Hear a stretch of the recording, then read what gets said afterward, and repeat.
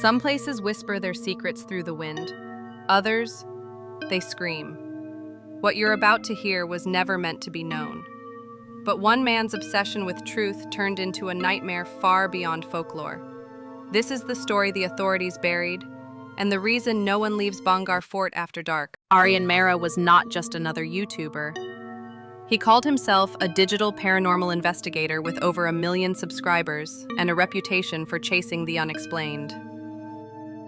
After years of minor ghost sightings and abandoned buildings, Aryan was ready for the big one, Bhangarh Fort. Legally, the fort was off limits after sunset. But Aryan had a plan.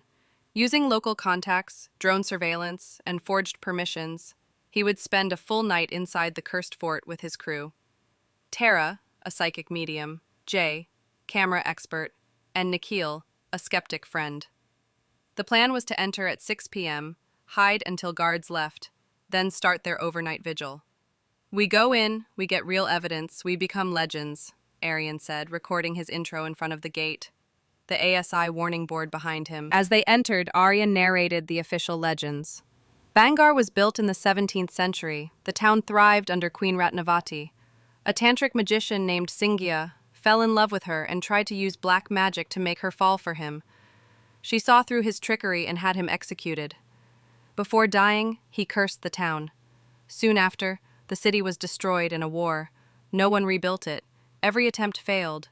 Roofs collapse, people disappear, and at night the fort comes alive with the dead. Locals speak of screams, shadows, and lost time. By 8 p.m., the air had changed. Wind howled, temperatures dropped. Tara began reacting first. "Someone's watching, not one, many." Jay captured thermal anomalies near the temple. Nikhil laughed it off, then they heard it. A woman's laughter, echoing, distant, chilling. They followed it to a broken structure where they found something disturbing. Fresh flowers placed at a centuries-old statue, and a mirror that wasn't there in the original fort layout. Aryan looked into it. For a second, he didn't see his reflection. He saw a man in black robes, eyes sunken, staring back. Then it was gone.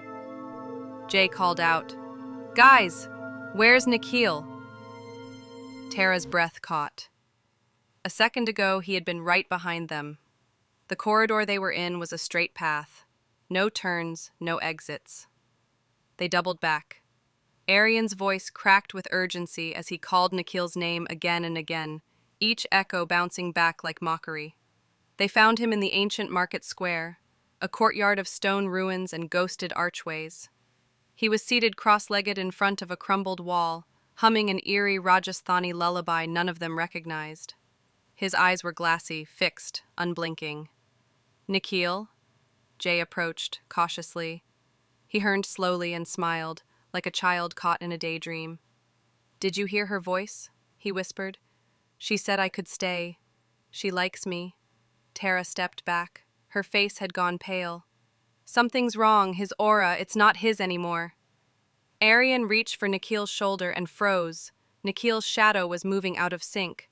While he sat still, the shadow swayed, tilted its head, slowly, deliberately. Then it raised a hand. But Nikhil's real hand didn't move. Tara screamed, "We need to leave, now." They turned to run, only to find the archway they had entered from gone. The layout had changed. The fort wasn't letting them out. They moved quickly, guided only by the erratic movement of Jay's thermal camera and Hera's growing unease.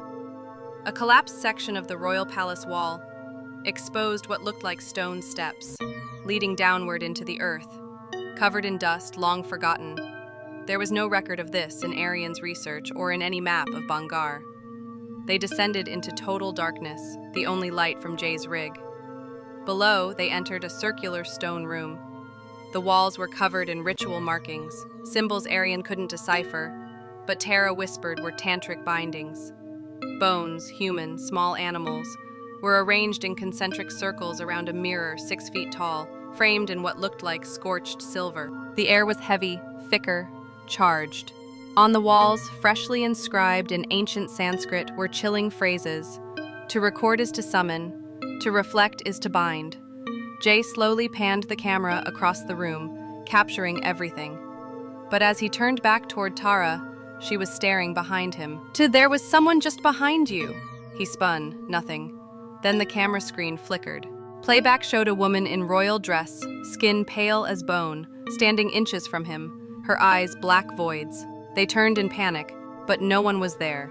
The mirror cracked, just slightly, like a single heartbeat had passed through it. Nikhil stumbled into the chamber, face soaked in sweat, clothes torn. But his eyes were different now. No longer dazed, intent, possessed. He began to speak, but not in Hindi, not English. The words were ancient Prakrit, a dead language. Tara gasped. He's channeling Sinhia, the magician. Nikhil extended a hand toward Aryan, his body trembling, twitching. Then he lunged. Aryan tackled him, pinning him to the floor. Nikhil screamed in the old tongue, so loud the mirror vibrated. Suddenly he went still, breathing. But something had shifted.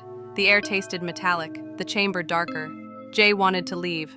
Forget the footage, man, we need to run. Tara blocked the exit. We can't. We opened it. The binding is breaking. Aryan clenched his jaw. How do we stop it? There's only one way, Tara said, almost a whisper. We have to complete the ritual. To reverse it, someone has to enter the mirror and destroy it from the inside. A silence fell. Aryan stepped forward. I brought us here. I'll go in.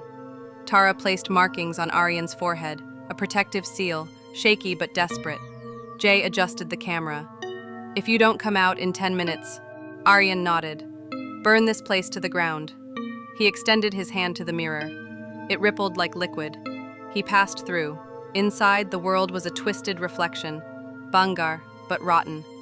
Walls crumbling in slow motion, skies a blood hue.